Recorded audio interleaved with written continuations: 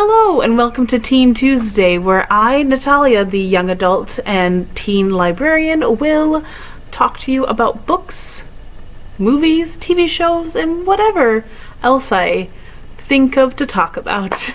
So first let me introduce myself because I am new to the Plymouth Public Library staff. My name is Natalya, and like I said, I am the new YA or young adult specialist, or teen librarian, as some people like to say.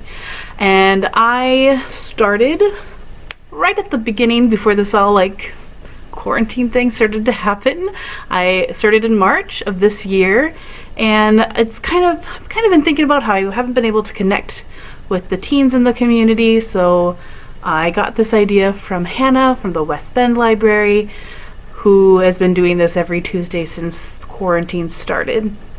So I asked her permission, and I asked if I could use her format so I could make a video to connect with all y'all's. So first off, we're going to start with some book recommendations, and maybe this is one of my favorite books of last year. I really liked it. I even am blending my personal copy to my sister, who I hope she enjoys it, and that is A Curse So Dark and Lonely.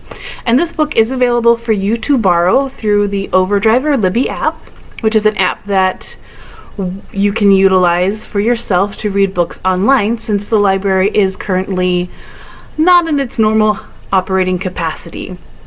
A Curse So Dark and Lonely by Brigid Kemmere is a Beauty and the Beast retelling, but with a kind of a Groundhog Day twist. So Ren is the prince, and he has to live basically the same season over and over again, and he doesn't have the best time with this season, and it's his last season. And his guard, or the last friend he basically has, named Gray, goes into our world. So it's a bit of a portal fantasy. He goes into our world and takes a girl, because the only way that this curse or the season can end, or the year can continue normally, is if he makes a girl fall in love with him. And that's where we meet Harper, who is our heroine. She's amazing. She is a girl with cerebral palsy, and it takes Beauty and the Beast and it spins it on its head and makes it fun, unique, and very readable and very bingeable. So like I said, this is available on our Libby and Overdrive app for you to read. And also, we do have curbside delivery now at the Plymouth Library, so if you are interested in doing that, and if you have a library card, you can request this item online, specifically from our library. And if you need to know how to do that, I'll put in the link down below of a video you can watch of our director explaining how you can request individual items from specific libraries. So you can either borrow it from our library or put yourself on the list or download it from Libby and Overdrive, which I will put those links down below. So any links that you want to know that I don't mention or pop up on the screen, I will put down below. But this one I highly recommend. It didn't take me very long to read it. Like I said, it's highly bingeable, even though it is almost 500 pages. It is a thick book, but the reading is very easy. It's just a nice, kind of smooth writing style, I guess is the way to describe it. But for those who love Beauty and the Beast retellings and want more, here we go. A Curse So Dark and Lonely. Next is that's only one recommendation, because actually when I first started making this video, when I was prepping, I had a stack, and I thought, meh, I don't want to give you a stack. But to maybe have you get to know me a little bit better, I'm going to tell you a couple of the books I'm currently reading. I am an avid reader. I have always been an avid reader ever since I was a young child. I've always had my nose kind of stuck in a book. Sometimes nowadays I have my nose stuck in a phone. Sometimes I'm reading, sometimes I'm just watching YouTube videos. But I'd like to share some of the books that I have been reading lately, and hopefully will be finishing sooner than later. And the first one this is actually an adult novel, but I think this could be well received by many young adult and older teen people who love not Beauty and the Beast retellings. We just talked about that. Pride and Prejudice retellings. This is Ayesha at Last by, I'm sorry, I will try my best to pronounce this correctly, Uzma Jalaluddin. Uzma Jalaluddin. Hope I'm saying that right. Ayesha at Last is like I said, a Pride and Prejudice retelling, where Ayesha is told that she needs to marry, but she's getting to the age where people are saying, you're marriageless. But then she meets a man named Khalid, who's a very traditional Muslim. She is Muslim as well. She wears a hijab. And she starts having feelings for him. And then the Pride and the Prejudice come into play here. I am actually like that much. I have this much left. I am really enjoying it. It's just life is happening and I haven't been able to finish it lately. But it's really, really wonderful. I highly recommend this. This also deals with topics of prejudice in the workplace and stereotypes. It also talks about finding oneself and trying to follow one's passion, and it deals with family as well and the Muslim culture. I highly recommend this. Lots of fun. The next book I'd like to get to this week, hopefully, is The Candy Shop Wars by Brandon Mull. This is a book that is a lot of fun. It is more of a middle grade book. Brandon Mull is known for writing Fablehaven, which is a lot of fun as well. I highly recommend that. But this is a book about four friends who at the start of the school year, they discover there's a new candy shop in town, and I believe it's Mrs. White. Yes, Mrs. White. She is the owner of this new candy shop, and they become friends, and then she says, hey, I have some tasks for you to do for me, and she gives them magical candy that gives them superpowers as long as they have it in their mouth. So, for example, there's, let's see, moon candy. Yeah, moon or gravity candy. Moon rocks. Sorry, moon rocks. It's hard. It's like hard candy, like the stuff that crystallizes on a stick. But it's moon. It's called moon candy, and it makes them levitate. And really, it's a lot of fun. And supposedly, I haven't gotten there yet. There's supposed to be a competing shop. I've always liked Brandon Mull's writing style. It's a lot of fun. He has a lot of clever ideas, and this one I hope to finish soon. The next book I'm going to be reading this week is Romanov by Nadine Brandis. This is a fantasy historical fiction, a retelling about Anastasia and her family, and how she has to protect this. Is it an egg? I can't remember now. An ancient spell. Just to protect an ancient spell, and then because magic is forbidden, and that's why the family has been kicked off the throne, because they believe in magic and magicians and stuff. And this one, she's always just like so much fun, and she's a very thoughtful writer, and I just love her stories and her messages. I read her book Fox, which is a retelling of the Gunpowder Plot with fantasy elements, and that one was fantastic as well, so I have high hopes for this one. And then, if those weren't enough, I really hope I can get to Ruthless Gods by Emily A. Duncan. This is about a girl who can speak with her gods, and about a blood mage who's the prince, and then this monster man.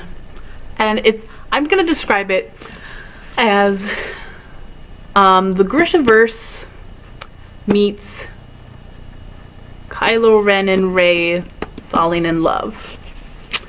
That's how I describe it, with a goth twist. And I really find this series a lot of fun. We have Wicked Saints here, so if you would like, well, we have to process it first, but we're going to have it in our library, so be on the look for that. You could read Wicked Saints, and then you can go right into the sequel of Ruthless Gods. It's just a lot of fun. It's like one of those fun fantasy series that is like popcorn. You keep coming back for more. So I really hope to get to this one this week as well. Hopefully. So some other things, maybe to get to know me, I like watching YouTube. I especially like watching people play video games, especially if I don't have a chance to play the game myself. And one of the videos, Let's Play I'm watching right now is Chugga Conroy and his Let's Play of Legend of Zelda Skyward Sword. And the reason why I am watching that one right now is because I have this crazy idea, unless I can play the game. So like my idea is to watch or play all the Zelda games in chronological order, as in the official Nintendo Guide chronological order, and I'm going to put Breath of the Wild the very last, like the last thing I play, because I actually own that one. So the first game in the first game chronologically is Skyward Sword, next the Minish Cap. If you have anybody who plays these games, any of the games in the Zelda series, please let me know down below, because I don't have people to watch for all of them. I'm going to watch Steven Plays for Ocarina of... No, I actually could play... I can play Ocarina of Time, so I'm not going to watch that one. But Twilight Princess, Steven Plays, he plays that one with his wife, and that one's a lot of fun. Masayanella is another YouTuber who plays the Minish Cap. So there's a lot of games that I don't have people to watch. So if you know somebody who watches if you watch video game Let's Plays and you know somebody who plays Legend of Zelda, please let me know. I would love to know. And the last thing I want to talk about is the video games I am playing right now. Because one thing I like to do is that helps me get through a lot of books, and that I can read quite a few books and have a large book list I'm reading. Like when I start Ruthless Gods, I like to play certain video games as I play at certain moments. Like, for example, one game that I'm playing a ton of, and I think everyone in the world is playing a ton of, is Animal Crossing. I really didn't think I was going to like the game so much. I having a lot of fun, even though I'm kind of slowing down on it because I have terraforming. I need to play the stock market, basically, and because I have no money. I have zero money. I keep on moving my villagers to make them in the perfect place. I actually moved Scoot in the wrong spot, but that's my fault and no one else's. So I'm out of money, so I should play the stock market, but I have been enjoying playing Animal Crossing New Horizons quite a bit. But like I said, I'm kind of getting to the point where it's like I just basically do my dailies and talk to my villagers to make sure that they know I care.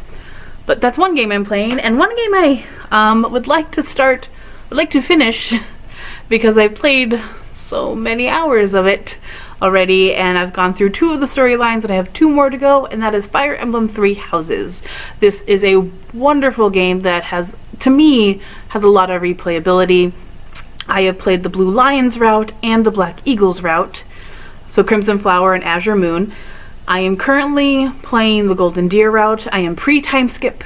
That is not a spoiler. And no spoilers for this game, please. I want people to enjoy it for themselves. But yes, pre-time skip, Golden Deer route, and then I just gotta do the church route, or the Rhea route. I don't know what to call it. But anyways, I need to finish this game because I don't want Fire Emblem Heroes to spoil the church route for me at all. So those are the games I've been enjoying. I need to pick this one up more often. So but anyway, since Animal Crossing is a little bit more of like you do your dailies, I listen to my audiobooks while I do that, and then I listen to audiobooks when I do battles. If it's not story driven battles, usually what happens when like people start talking, I pause my audiobook and then I listen to the story, because this has a nice feature where if you miss someone talking, you can go back and re-listen to them talk. So that's how I get through audiobooks and play video games at the same time.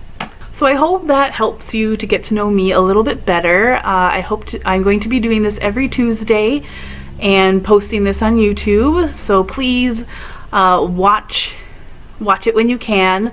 And please comment down below anything that you're reading, watching, playing video games. I would love some anime recommendations, even though I'm in the middle of like I feel like 12 animes, and not that I'm not enjoying them, I just feel like I'm in the middle of like 12 animes that I haven't been able to finish. One, Death Parade is very heavy, and I really don't feel like watching Death Parade right now. But please comment, like, and subscribe. I will also let you know of any announcements. I do have one announcement, that we are doing curbside pickup at the Plymouth Library, so if there's anything that you're dying to read, please either give us a call or make your Plymouth specific requests on monarchcatalog.org.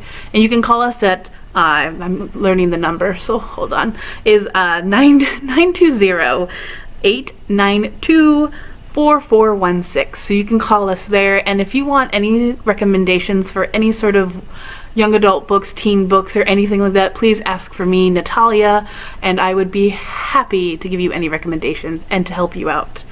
If you'd like to learn how to use Libby, Overdrive, Hoopla, or RB Digital, please go down to the comments below and check out the links. They are very helpful, and if you need any help whatsoever, please call us. We are open Monday through Saturday right now.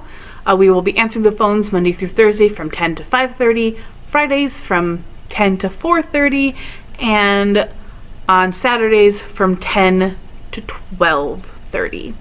So yep, I think that's it for me. Please, I want to get to know all of you guys. So thank you, and I will see you next time. Bye!